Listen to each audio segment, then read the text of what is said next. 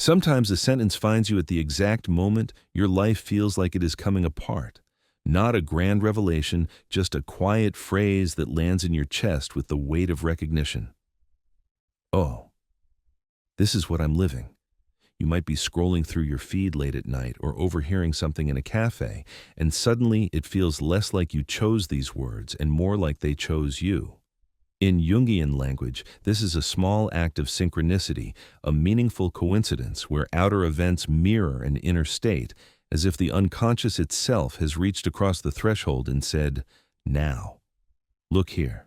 Up until recently, your life may have looked normal, perhaps even enviable. There were friends to text back, routines that gave your days a structure, relationships that might not have been perfect, but at least were familiar. Jung would say that in this phase, your persona, the psychological mask you wear to adapt to the world, was doing its job. The persona is not a lie. It's a necessary interface, the social costume through which you move in family, work, and community. For a long time, that costume fit well enough. You knew who you were supposed to be. You knew what was expected of you. And then, almost without warning, hairline cracks began to appear in that carefully composed surface.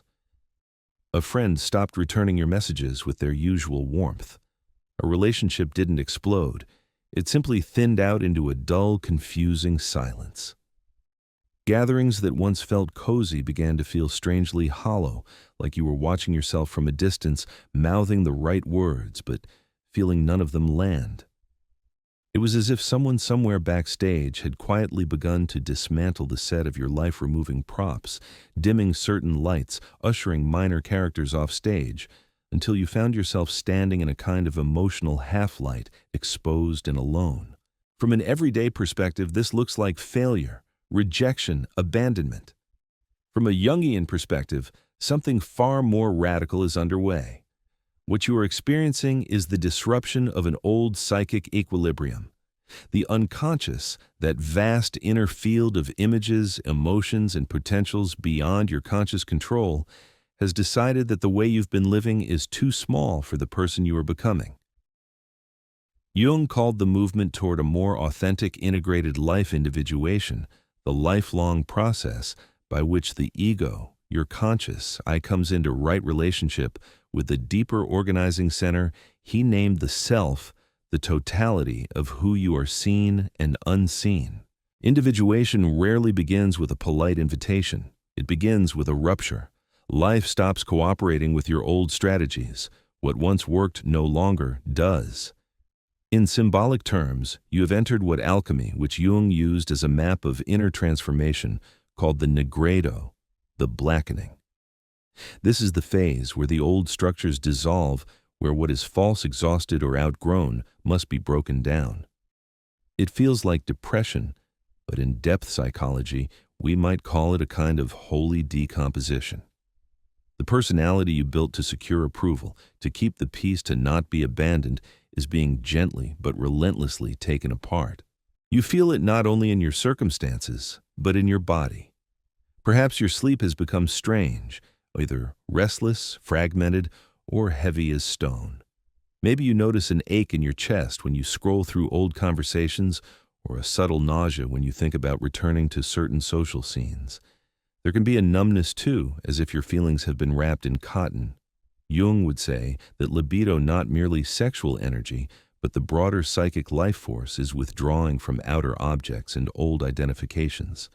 Where once you poured energy into pleasing others, maintaining appearances, earning love, now that energy is being recalled inward, into the darkness of the psyche to prepare for something new. On the surface, it seems like isolation. Your phone is quiet. Invitations slow down. You walk through familiar streets feeling strangely alien, as if the world has stepped one pace away from you. But under the surface, another process is unfolding.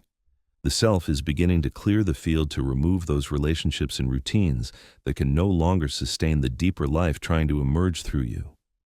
This is not a moral judgment on anyone involved. It is a matter of resonance. The person you are becoming cannot fully incarnate in the old configuration of your life. You are standing at a threshold now, even if no one around you can see it. The old world has begun to fade, and the new world has not yet taken shape. It feels like loss because it is loss, the loss of an outdated self and the network that grew around her. But in Jungian terms, this is also initiation. The unconscious has issued its summons. The desert you are entering is not a punishment, it is a passage. The withdrawal you are experiencing is not merely circumstantial, it is archetypal. In every initiatory tradition, the one who is called must first step away from the familiar world, forced not by choice, but by an inner necessity that cannot be negotiated. Jung often described this moment as the beginning of the descent, the crossing from the conscious surface of life into the deeper layers of the unconscious. And although your descent is not marked by ceremonial drums or torches lining a temple path, its psychological reality is no less profound. It begins quietly, a Saturday night spent alone that feels strangely right, an impulse to delete conversations that weigh on your spirit, a sudden intolerance for noise, small talk, and performative connection. Something in you is withdrawing attention from the outer world and turning that energy inward. This inward turning, Jung teaches, is the psyche's instinctive preparation for transformation. You may notice dreams becoming more vivid, even unsettling. Images arise that feel foreign, ancient, or strangely symbolic. This is the language of the collective unconscious, the deep layer of the psyche shared by all human beings where archetypes, primordial images, and patterns live. When your outer life becomes quiet, the unconscious finally has space to speak. A woman might dream of wandering through a ruined city or finding herself lost in a dense forest at dusk. These are symbolic landscapes of inner deconstruction. They show that you are leaving the surface structures of the persona and entering the raw terrain beneath. Another woman might dream of old lovers or childhood rooms, now abandoned dreams that carry the emotional residue of past selves. Dreams like these are not regression. They are the beginning of the psyche's sorting process, a kind of psychic composting in which old patterns, loyalties, and identities are broken down so that the vital essence within them can be reclaimed. This descent into the underworld is often accompanied by an emotional flattening, a sense that the things that once excited you no longer hold meaning. In Jungian terms, this is a withdrawal of libido from worn-out attachments. It can feel frightening, as if some essential spark has gone out. But in the analytic tradition, this is recognized as an essential stage. You cannot carry the old into the new. The psyche creates an inner emptiness to make room for something more aligned with your deeper truth. The emptiness is not a void, it is a womb. As your outer world contracts, you may also find yourself confronted by emotions you have spent years avoiding. Anger rises unexpectedly. Long-buried grief seeps up through the cracks. Desires you once disowned begin to flicker at the edges of your consciousness. This is the beginning of the shadow confrontation. The shadow is not the bad part of the personality. It is everything you had to exile in order to remain acceptable to your family, your culture, your partner, your younger self. Jung insisted that the shadow contains not only our fear and aggression, but also our vitality, ambition, erotic power, intuition, and unexpressed brilliance. In many women, the shadow contains a fierce authority that was discouraged early in life, a clarity that was never welcome, and a longing for a life that exceeds the confines of the persona. As the outer supports fall away, these shadow elements emerge not to torment you, but to be integrated. Jung taught that no individuation is possible without confronting and reclaiming the shadow. You may feel rage toward people you once protected, or sorrow for versions of yourself you neglected. These emotions are not regressions, they are revelations. They show you what you sacrificed to maintain relationships that could not bear the full truth of who you are. Now, with those relationships dissolving or drifting, the psyche is reclaiming the energy that was bound up in suppression. Alongside these personal layers, something deeper stirs the sense that you are not only living your own story, but also touching an older, more collective one. Many women in this descent feel the presence of what Jung would call the feminine lineage, ancestral patterns of silence, endurance, self-abandonment, or quiet strength that have traveled down through generations. Sometimes this lineage appears in dreams as unknown women standing at the edge of the scene watching. Sometimes it appears as a sudden recognition: I am ending a pattern my mother and grandmother never could. When this awareness arises, it often comes with a strange mix of grief and power. You begin to sense that your loneliness is not only yours, it is inherited. The silence you are walking through is the silence countless women before you were forced into. But unlike them, you are not being silenced. You are choosing solitude as a path of reclamation. This is where Jung's idea of transgenerational trauma touches the mystical. Through your transformation, something in the ancestral field begins to shift. You are not only healing yourself, you are breaking a chain. Yet this stage is not gentle. The old loyalties tug at your ankles. The fading relationships echo through your nights. The psyche tests your commitment to your emerging self by confronting you with memories, internalized voices, and habits that once felt like home. This is the liminal corridor where your past self dissolves, but the new self is not yet formed. You may feel suspended between worlds, no longer who you were, not yet who you will become. But this is the essential passage. In Jungian terms, you are beginning to differentiate your ego from the internalized demands of the father complex, the psychological imprint of authority approval, and the longing for validation. These structures must loosen if your psyche is to fully inhabit its sovereignty. And though you feel alone, you are not abandoned. You are being unmade so that you can be remade. At a certain point in this descent, the landscape shifts. The silence that once felt like abandonment begins to reveal its contours, its textures, its subtle intelligence. You start to sense that you are no longer merely losing the world, you are being drawn into a deeper conversation with yourself. And in this subterranean terrain, something long exiled begins to stir. Jung would say that the ego, stripped of its old identifications, finally has the space to encounter the deeper forces of the psyche. This is where the father complex often rises into view, not as a single memory or a specific person, but as an entire psychic architecture built around approval, performance, and the longing to be recognized.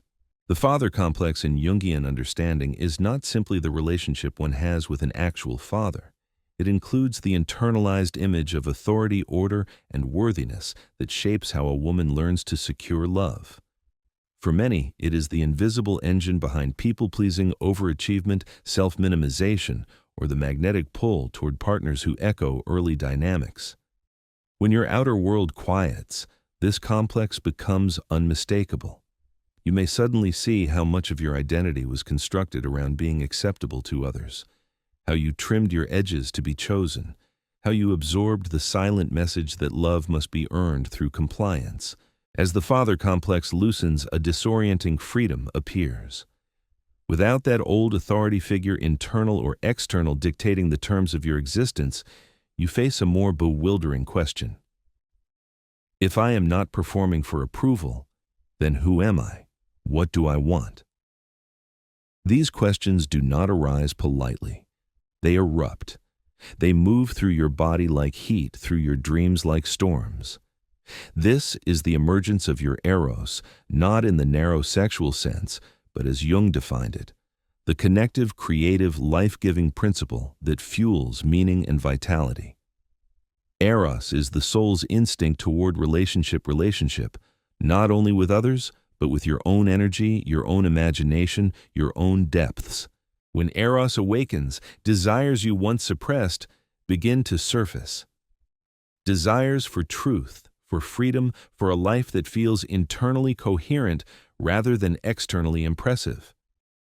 There may even be forbidden longings, impulses you once labeled as selfish or dangerous. These are not signs of moral decline.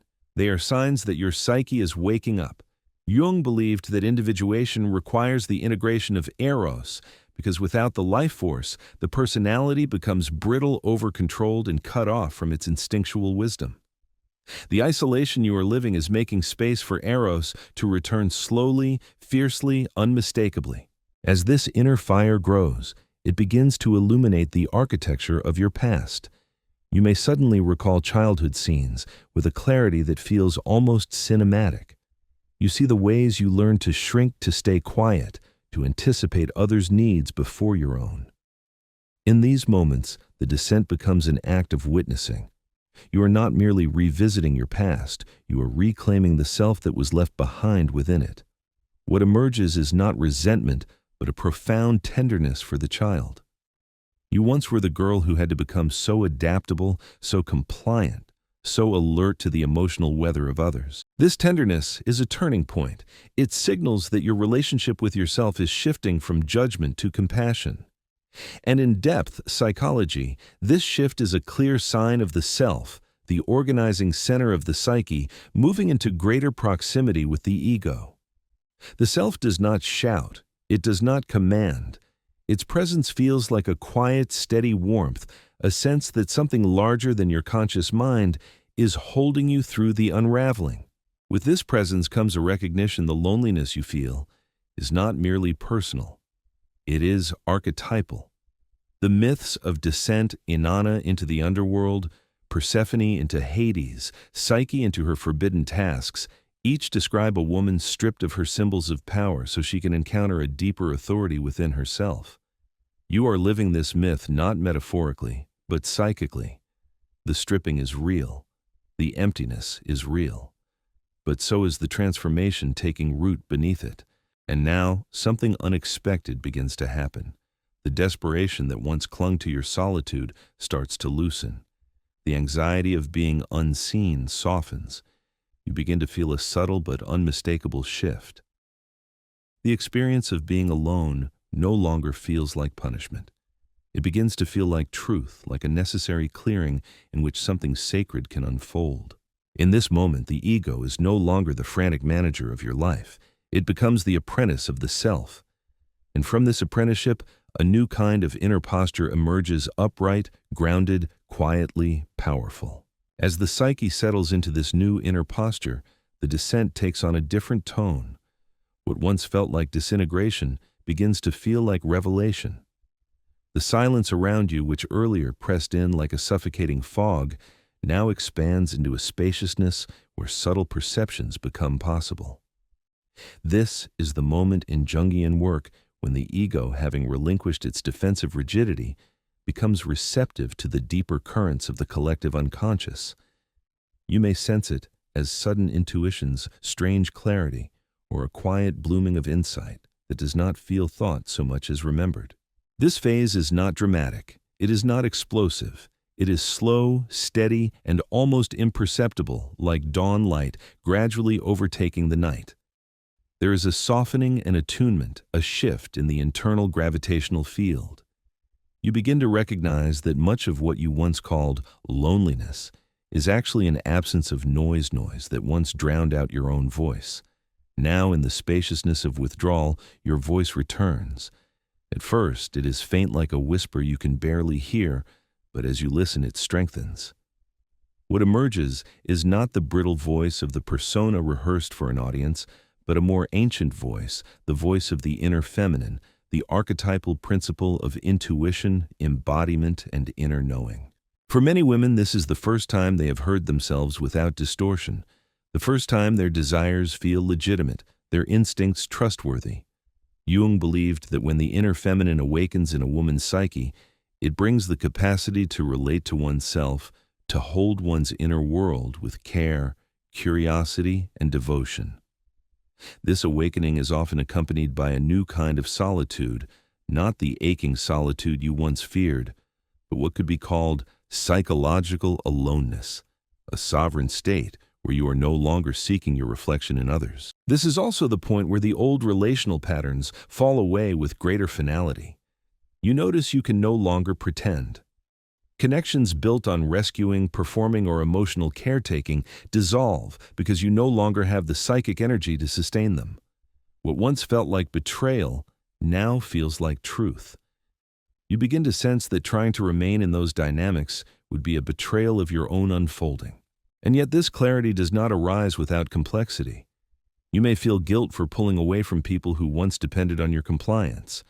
You may feel fear as you realize that the relationships that remain are fewer, quieter, more spacious than before. But as the self comes into alignment, Another perception crystallizes. It is better to be alone than to be half present in a life that no longer fits your soul.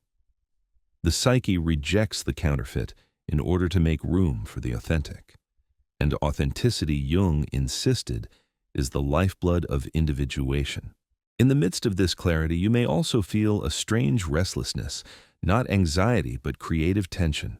Jung called this the activation of the lifeblood of the psyche, the reawakening of libido in its broadest sense.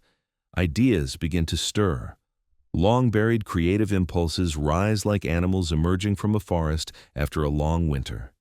You might feel drawn to write, paint, move your body, wander unfamiliar streets, or simply sit in stillness for long stretches without justification.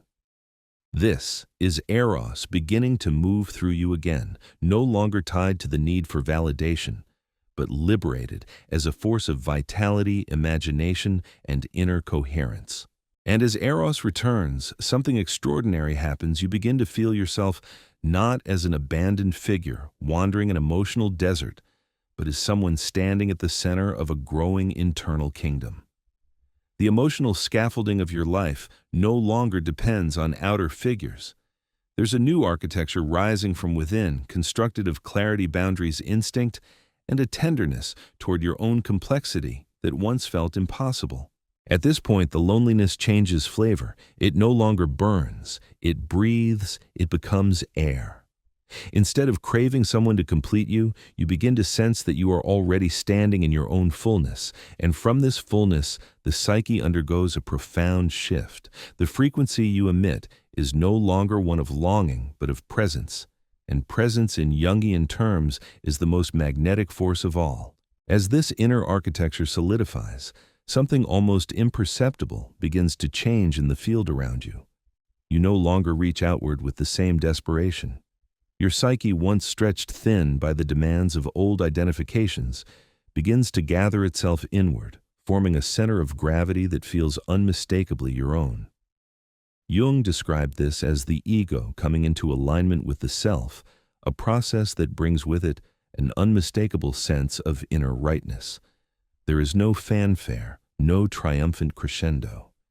It feels more like a quiet, settling a deep exhale you didn't realize you were holding. In this state, you begin to experience sovereignty not as rebellion, not as defiance, but as a natural extension of who you are becoming. Sovereignty is simply the recognition that your life belongs to you. It is the moment when the emotional umbilical cords connecting you to old sources of validation gently fall away. When you realize you no longer owe anyone the version of yourself that once kept them comfortable. When you can sit in your own presence, wholly, tenderly, unapologetically, without the reflexive urge to perform or justify.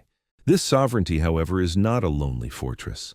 It is a spacious plateau of consciousness that allows you to encounter others without collapsing into them. You can feel the emotions of another without absorbing them. You can witness their expectations without bending to them. You can love without losing yourself. Jung believed that this capacity to remain oneself while in connection with another is one of the clearest signs of psychological maturity. And it is only from this altitude that true relationship becomes possible. But before relationship comes, something else must happen. The psyche tests its newfound independence. It brings you face to face with situations that once would have shattered you, and you notice sometimes with disbelief that they no longer penetrate your center. A delayed text that once triggered anxiety now registers as neutral. A familiar criticism that once hooked your insecurities now sounds like an echo from a previous lifetime. Even the prospect of remaining alone no longer carries the sting it once did. Instead, it feels like a spacious possibility, rich, open, alive. This is not numbness, it is clarity. It is the self asserting its quiet authority over the ego, whispering, "You are already whole." Nothing can add to or subtract from that. And in this wholeness, something begins to radiate from you, a subtle magnetism that does not announce itself, but is unmistakably felt. Eros, having returned to its rightful home within you, now emanates outward not as longing, but as presence. It is this presence, not beauty, not charm, not a curated persona, that draws others toward you. You may begin to notice it in small ways. Strangers linger in conversation. People look at you with curiosity, sensing a depth they cannot name. Interactions feel less strained. You no longer chase connection. Connection comes to you. And yet you are not easily swayed. You feel into the quality of each encounter, sensing whether it vibrates at the level of your new interior reality or echoes the patterns you have outgrown. This discernment feels instinctual, effortless, as if your psyche itself has become a tuning fork calibrated to your own truth. It is here in this emergence that the possibility of love returns, not as a frantic search, not as a compensatory fantasy, but as a quiet readiness. You do not need another. You do not ache for another. You simply stand in a fullness that creates space for another should they appear. This is the paradox at the heart of individuation. Only when the ego stops seeking completion from the outside can the self allow authentic relationship to enter. If someone arrives in your life at this stage, you will recognize them not by the fireworks of infatuation, but by the resonance of familiarity. A sense of, oh, there you are, not relief, but recognition. The feeling that this meeting is not the beginning of something new, but the continuation of something ancient. And yet Jung reminds us individuation is not a guarantee of partnership. It is a guarantee of readiness. You cannot force the timing. You can only hold the space within yourself.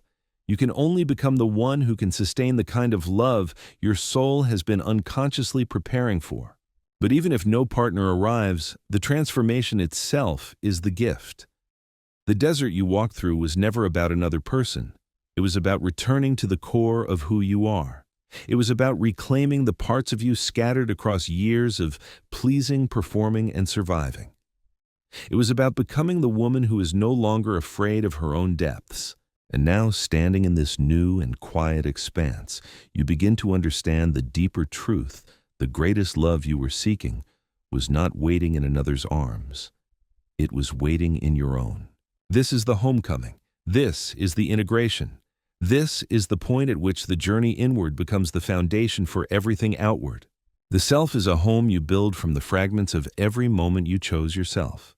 If you wish to continue exploring Jungian depth, psychology, feminine consciousness, and the inner landscapes of individuation, you're invited to subscribe, share your reflections, and join this unfolding conversation. Your voice, your journey, and your insight enrich the field we explore together.